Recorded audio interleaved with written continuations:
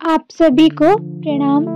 आज हम बात करेंगे, आज जानेंगे कि हम मानसिक रूप से और बेहतर कैसे हो सके। और हमने पहले काफ़ी सारे वीडियोस में, ऑडियो में बात किया हुआ है कि हमारा मन स्वस्थ तो शरीर स्वस्थ होता है।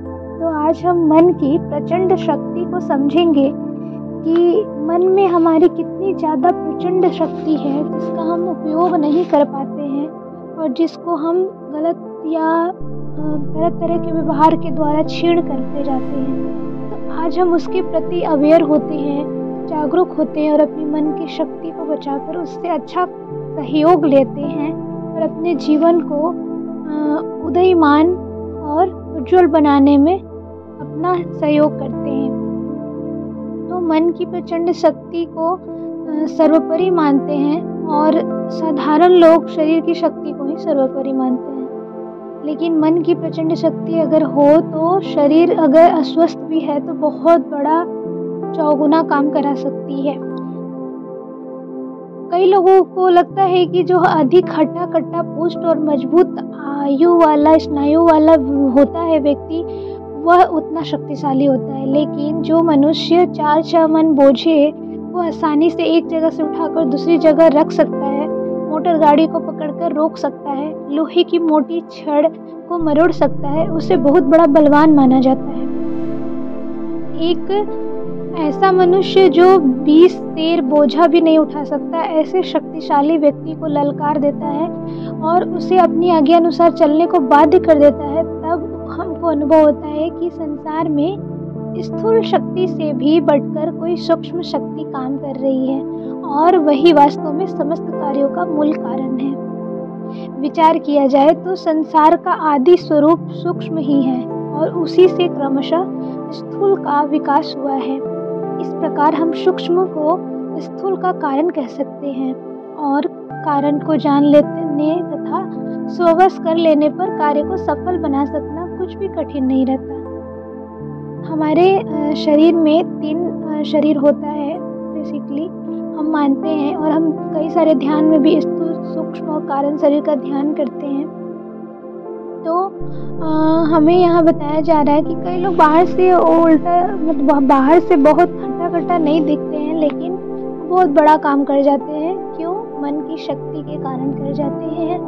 आगे हम समझेंगे कि एक समय था जब मनुष्य केवल अपने हाथ पैरों की या हाथी घोड़े बैल आदि की शक्ति को ही प्रधान मानता था और उसी से बड़े बड़े कार्य सिद्ध करता था। उस समय अगर उनको कोई 100 मन की वस्तु अपने स्थान से हटानी पड़ती तो उसमें 100 आदमी ही लग जाते थे अथवा अनेक हाथी बैलों आदि को एक साथ जोतकर इस कार्य को पूरा कराया जाता था। पर कुछ समय पश्चात जब मनुष्य को भाप जैसी सूक्ष्म वस्तु का ज्ञान हुआ तो उसकी सहायता से अकेला मनुष्य ही हजार टन वजन की वस्तुओं को हटाने में समर्थ हो गया। इससे आगे चलकर मनुष्य को बिजली की शक्ति का ज्ञान हुआ जो भाप की शक्ति से भी सूक्ष्म थी। इससे मनुष्य को ऐसी शक्ति प्राप्त हुई कि वह सैकड़ों मील दूर बैठकर ऐसे कार्यों को पूरा करने लगा जिससे पहले 2-4 हजार आदमी भी कठिनाई से कर सकते थे। अब वर्तमान समय में मनुष्य अणु शक्ति को हस्तगत कर रहा है जो बिजली से भी अत्यंत सूक्ष्म है।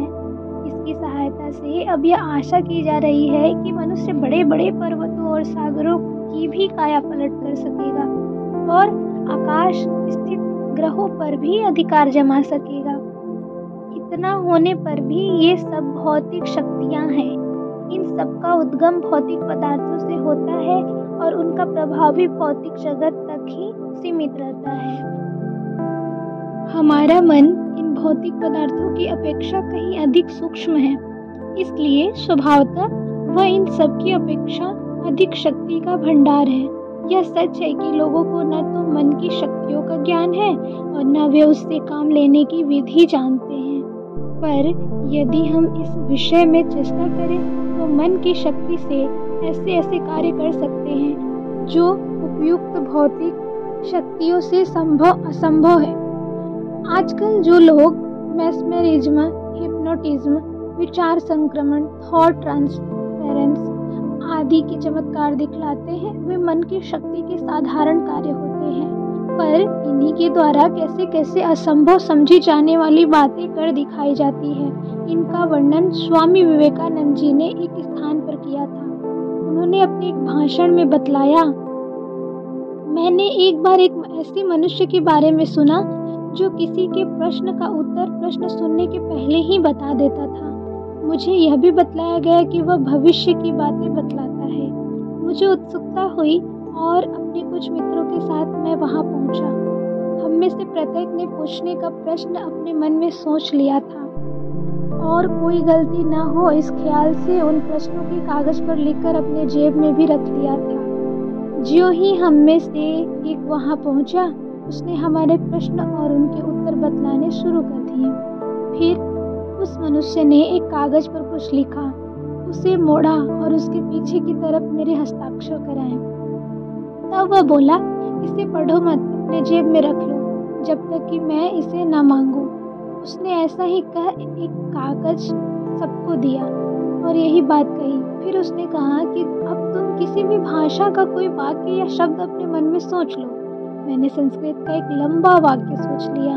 वह मनुष्य संस्कृत बिल्कुल न जानता था। उसने कहा, अब अपने जेब में से उस कागज को निकालो। कैसा आश्चर्य! वही संस्कृत का वाक्य उस कागज पर लिखा था और नीचे यह भी लिखा था कि जो कुछ मैंने इस कागज पर लिखा है वही यह मनुष्य सोचेगा। और यह कागज उसने मुझे 1 घंटा पहले लिखकर दे दिया था। हम में से दूसरे ने उसी तरह अरबी भाषा का एक फिक्रा सोचा। अरबी भाषा जानना उस मनुष्य के लिए और भी असंभव था। वह फिक्रा था कुरान शरीफ का। लेकिन मेरा मित्र क्या देखता है कि वह भी उसके जेब में रखे कागज पर पहले से लिखा हुआ रखा है। हम में से तीसरा साथी था डॉक्टर। उसने जर्मन भाषा की किसी डॉक्टरी पुस्तक का वाक्य अपने मन में सोचा। उसके जेब के कागज पर भी वही वाक्य लिखा हुआ निकला। यह सोचकर कि मैंने पहले कहीं धोखा न खाया हो, कई दिन बाद मैं फिर दूसरे मित्र को साथ लेकर वहां गया। इस बार भी उसने वैसी ही आश्चर्यजनक सफलता प्राप्त करके दिखलाई। इस प्रकार के उदाहरणों की कोई कमी नहीं है। उपयुक्त उदाहरण हमने इसलिए दिया है क्योंकि यह एक ऐसे महापुरुष के मुख से निकला है जिसकी सच्चाई पर कोई अविश्वास नहीं कर सकता। यह बात वैसे बड़ी आश्चर्यजनक सी लगती है, पर यह दूसरों के दिमाग में उठने वाले विचारों को जान लेने और अपने विचारों को उनके दिमाग में प्रविष्ट करा देने का विद्या के सिवाय कुछ नहीं है। योग शास्त्र के अनुसार यह आध्यात्मिक उन्नति की दूसरी सीढ़ी है जो मनोमय कोश पर कुछ अधिकार होने से प्राप्त हो सकती है। प्रत्येक मनुष्य का मन संसार के समस्त मन का अंश मात्र है और इसलिए प्रत्येक मन दूसरे हर एक मन के संलग्न है। मन एक विश्वव्यापी तत्व है। इसी अखंडता के कारण हम अपने विचारों को एकदम सीधे बिना किसी माध्यम के आपस में संक्रमित कर सकते हैं और इसके द्वारा छोटे मोटे चमत्कार ही नहीं दिखला सकते वरन बहुसंख्यक व्यक्तियों के मन को इच्छानुकूल मार्ग की ओर मोड़ सकते हैं। जो महापुरुष किसी राष्ट्र का निर्माण करते हैं या कोई अद्भुत शक्ति उत्पन्न कर देते हैं, वह इसी शक्ति का प्रभाव होता है। वह लोग इस शक्ति के लिए योगियों तथा मेस्मराइज करने वालों के समान कोई अभ्यास नहीं करते, वरन यह शक्ति और प्रभाव उनमें प्रकृति दत्त होते हैं। मनुष्य इस प्रकार मन की शक्ति को कहाँ तक बढ़ा सकता है, इसका कोई अंत नहीं है। इस प्रकार जब हम अपने मन की बड़ी शक्ति को किसी एक विषय में लगा देते हैं तो उसमें आश्चर्यजनक उन्नति करके दिखला सकते हैं। भारतवर्ष के ऋषि महर्षियों ने बिना कॉलेजों और विश्वविद्यालयों की शिक्षा प्राप्त किए जो अद्भुत आविष्कार किए थे और वैज्ञानिक सिद्धांतों की खोज निकाला था, उसका मूल इसी प्रकार की मानसिक शक्तियों में था। गणित, ज्योतिष, चिकित्सा, रसायन शास्त्र, भौतिक विज्ञान आदि अनेक महत्वपूर्ण शास्त्रों की रचना उन लोगों ने अधिकांश में इसी प्रकार की थी। इतना ही नहीं, उनमें से अनेक ने साधारण धातुओं को सोने के रूप में बदलने, अपने पंचभौतिक शरीर को लगभग अमर बनाने, बिना किसी यंत्र के आकाश में उड़ने आदि जैसे असंभव माने जाने वाले कार्यों को भी पूरा करके दिखाया था। पर चूंकि इस प्रकार के कार्यों में उनकी मानसिक शक्ति ही प्रधान थी, वर्तमान समय के अनुसार बाह्य यांत्रिक साधनों का उनमें विशेष संपर्क न था। यही कारण है कि उस समय इन विद्याओं और विधियों का वैसा सार्वजनिक रूप से प्रचार न हो सका जैसा कि हम आजकल देख रहे हैं। हम इससे यह नहीं कहा जा सकता कि वर्तमान युग विज्ञान की दृष्टि से विशेष उन्नति का है। इस समय वैज्ञानिक आविष्कारों की सार्वजनिकता का परिणाम यह हुआ है कि उनमें से अधिकांश का दुरुपयोग हो रहा है और प्रत्येक आविष्कार रुपया कमाने का स्वार्थ साधन का जरिया बन रहा है। अंत में बढ़ते बढ़ते यह यहाँ तक नौबत आ गई है कि स्वार्थी और गैर जिम्मेदार व्यक्ति अणु बम और हाइड्रोजन बम जैसे विनाशकारी साधनों के अधिकार बन गए हैं और संसार के अस्तित्व को खतरे में डाल रहे हैं। यही कारण था कि भारत के प्राचीन विद्वान और वैज्ञानिक शक्ति संपन्न व्यक्ति ऐसे रहस्यों को केवल अधिकारी व्यक्तियों को बतलाते थे और बतलाने के पहले उनकी हर प्रकार से परीक्षा ले लेते थे। इसमें संदेह नहीं कि मन की सामर्थ्य अपार है और यदि हम वास्तव में मन की शक्ति बढ़ाकर अपनी और दूसरों की उन्नति के लिए उसका प्रयोग करें तो संसार का बड़ा कल्याण हो सकता है।